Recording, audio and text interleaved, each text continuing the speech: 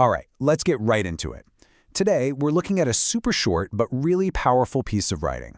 It's just 4 lines, but wow, it nails one of the biggest paradoxes of being alive, That feeling of wanting to connect with people, but at the same time, being terrified of losing them. So let's break it down.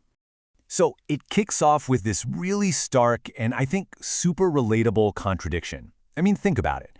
On one side, you have this deep, deep human desire, right, to form a bond that lasts a lifetime. But then, right next to it, is this absolutely paralyzing fear. The fear of losing everyone you care about. They're 2 sides of the same coin. And this is exactly what we mean when we talk about a paradox of the heart. This whole conflict, it isn't something that's happening out there. Nope, it's happening right inside of us. It's like this constant battle between what we hope for the most and what we're most afraid of. And when you look at them side by side like this, it's so clear. Over here, you've got this beautiful big hope. And over there, well, you've got this totally understandable but really restrictive fear. You'd think they're complete opposites, right? But what's wild is they both spring from the exact same source, just caring about someone deeply. And here's the thing, this isn't some rare anxiety that only a few people feel. The poem is basically saying, no, this is part of the deal. This is central to being human. This tension, it literally shapes how we handle our relationships, right? It decides how much we're willing to risk our hearts. It's that constant push and pull between wanting to let someone in and wanting to build a wall to protect yourself. Okay, so just when we're kind of settling into that whole complex emotional idea, bam, the poem just takes this sudden, really sharp turn. It throws a whole new idea at us. And this one is, well, it's simple, it's stark, and honestly, it's pretty mysterious. Yet one has merely to walk 4 steps. That word merely, that's everything right there, isn't it? It tells us that whatever this journey is, it's not hard, it's not long, it's not complicated, it's shockingly simple. And that, of course, is the million-dollar question the poem just drops on us. After all that talk about a lifetime of emotional knots and tangles, it just gives us this simple, physical action. So, what in the world are these 4 steps? The beauty of this poem is that it doesn't just hand us the answer. It lets us wonder. Could these 4 steps be, say, the stages of life? Infancy, childhood, adulthood, old age, all just flashing by? Or maybe it's simpler.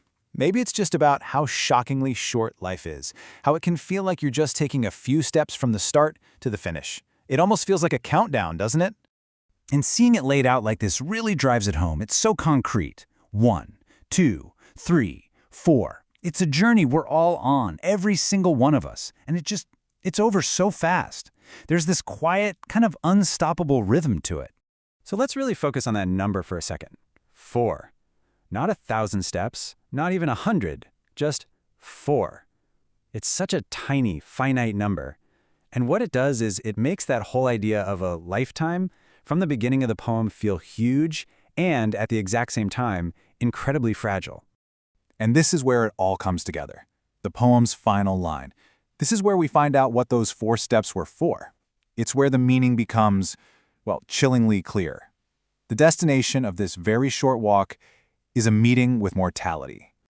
And then, death meets one's very lips. Wow. Just let that sink in.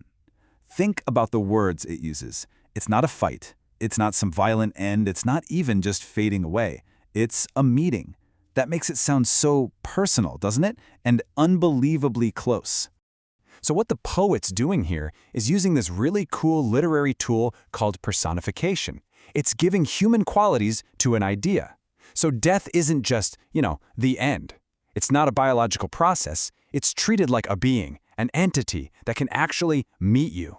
And that completely changes it from some cold, impersonal thing into a really profound one-on-one encounter. And that image of the meeting happening at one's very lips, that is just so incredibly intimate. It could be the last breath you take. It could be the last word you speak. It suggests it's not a fight, not a struggle, but just this quiet, unavoidable end to that 4-step journey. Okay, so let's circle all the way back to where we started, with that big paradox, right? The fear of loss versus the hope for connection. The amazing thing is, the poem doesn't solve it. It doesn't give us a neat little answer like, oh, don't be afraid, or just love anyway. What it does is way more clever. It reframes the whole problem. It puts all that fear and hope up against the simple, undeniable fact of the four-step journey we are all taking. And that's really what the poem leaves us chewing on.